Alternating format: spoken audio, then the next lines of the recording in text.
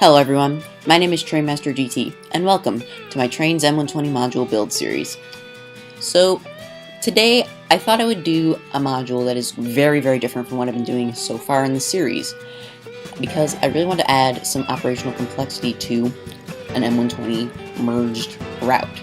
So for those of you who don't know, M120 modules are meant to be merged with other M120 modules. So the other modules we've done in this series can be potentially smashed together to create a larger route for running trains. Now, this on paper is pretty cool. The problem is when all of your modules don't have any sort of industry and just kind of look pretty, you're not really going to be able to do anything super interesting. So I really wanted to do a logging themed route because I love log trains. Like, your locomotives are awesome, and the whole sort of improvised equipment that you often see in these weird little quirky logging railways is just so cool. And you get to run a broader range of equipment in a smaller space. So considering the sort of inherent space constraints with an M120 module, I thought the tight curves and interesting geared locomotives of logging railways were just a natural sort of fit for this series. So I'm basing this very loosely off of the Cass Scenic Railway in West Virginia, which used to be the Mower Lumber Company, or maybe Mauer Lumber Company, if I am correct. I saw a documentary about them, I believe it was just called Cass and Mauer actually, when I was a young child, and I watched that thing over and over again, and I was just enamored of seeing like the shays running and, you know, actually seeing logs in a log dump, or log pond. So, you know, this is a very kind of close to home thing for me, and I'm very happy that I'm getting to bring it to life in trains. You know, the last time I actually played like a proper logging route was the North Bay County route from Trainz 2006, and a lot of that is actually more to do with ore production than wood, ore production instead of wood. So here I'm building a little servicing station for our steam locomotives that we're going to be running.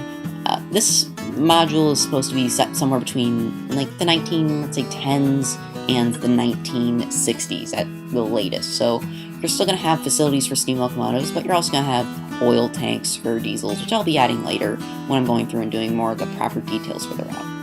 And I wanted to do this because I wanted to be able to have people in a multiplayer session start from this module and work trains out and around, because, you know, I wanted to do something instead of having everyone originating from yards in random places on the route. I thought this would be a good place to have some trains start. So I designed the module so that you could send your engine out of the engine house, and then on that passing track I built earlier, you can hook up to a string of empty log cars. They're designed to store empty log cars, that's the reason why I put that there.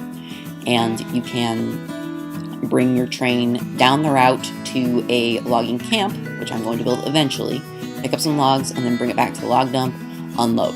So, I built the route in facing this direction because I want it to be easier for trains to leave rather than having trains enter. You see, M120 modules are designed to have what is referred to as right-hand running, where trains run on the track closest to their right hand, or right side.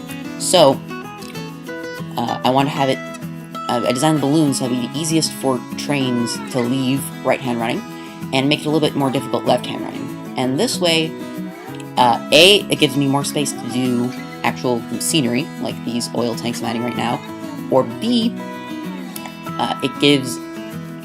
I can place it up on the end of a route, more towards the back of everything, and then just run a train down a much greater length of the route. It does sort of restrict operations a little bit, but not by much. That's why I added that little random spur off the end of the pass loop for the station, because, well, I needed a place where you could park a locomotive and turn around. So here what I'm doing is just sort of starting to do some detailing of the little engine service area. And I do a lot of this sort of spammy copy-paste thing you've seen in the last episode, but unlike that episode where I did a lot of placing these thick forested trees, I want this to look like an area that was logged at some point.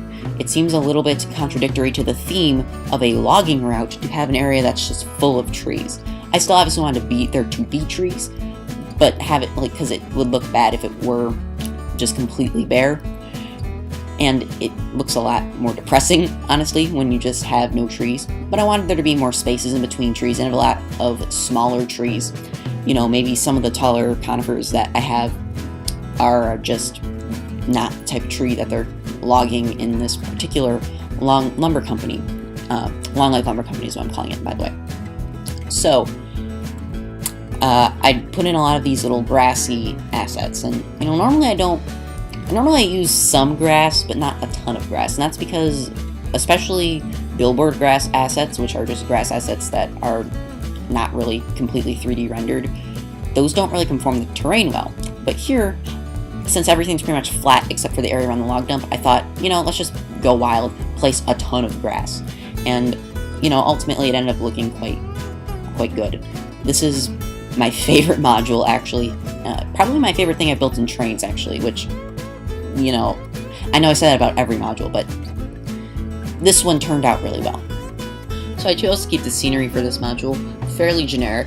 You can tell it's a logging route, but I don't really want players to know exactly where this is. And the reason for that is just to increase diversity of rolling stock. You know, I think it makes a lot more sense if you can run pretty much any logging engine that is standard gauge, except for maybe things from, well actually no, that really is not standard gauge. I was thinking of West Side Lumber Co., but that is 3-foot gauge, in fact.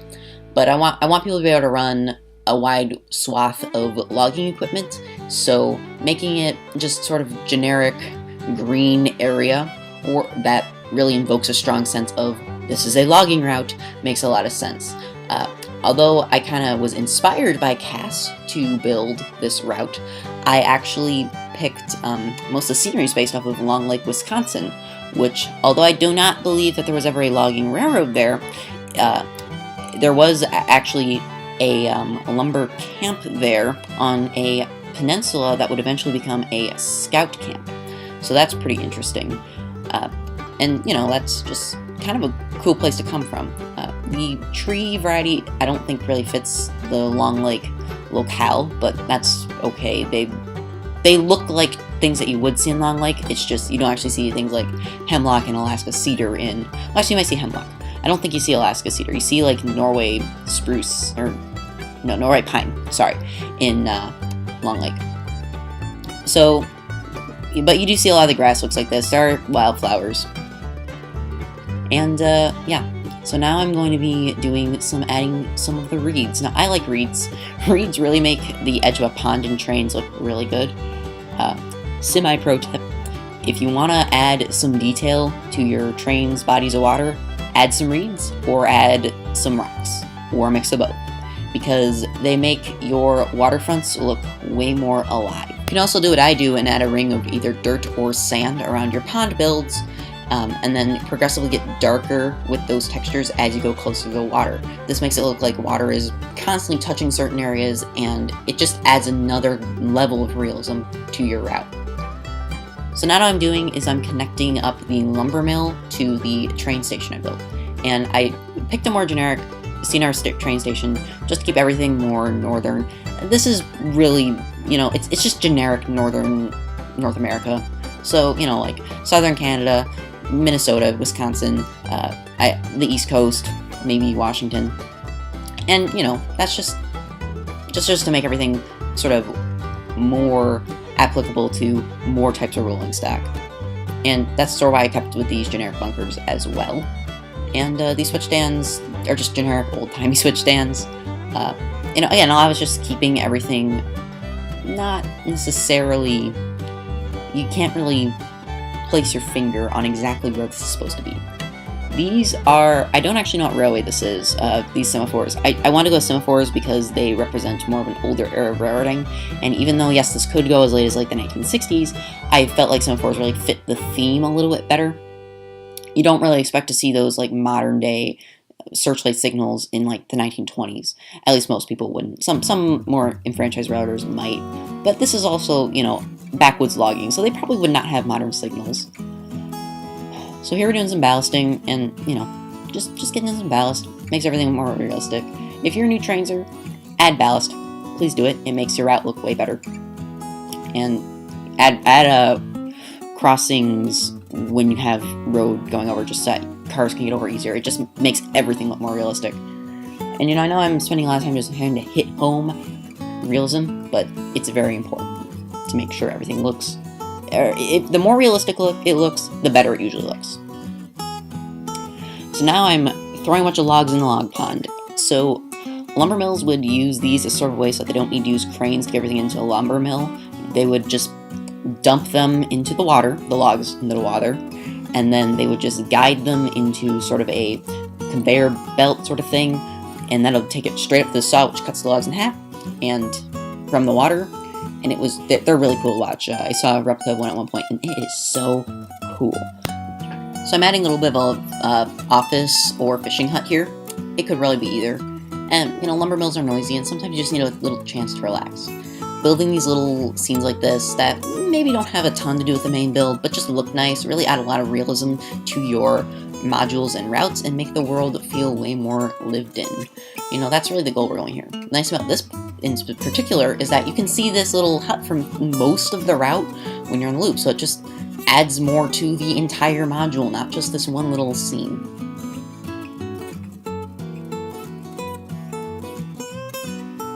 But anyway, that's about the end of the time-lapse here. I hope you enjoyed it as much as I enjoyed building it, and I will see you after the cinematic shots. Please enjoy these wonderful trains. Bye-bye!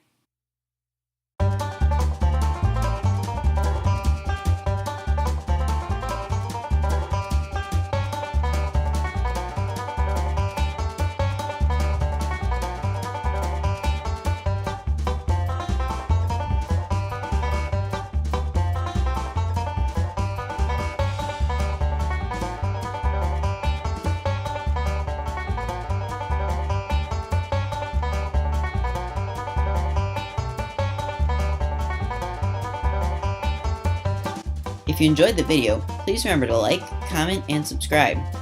You can also follow me on Instagram at TrainmasterGT for updates and other cool stuff. This route is on the download station, so you can play along for yourself. Thanks for watching, and bye-bye.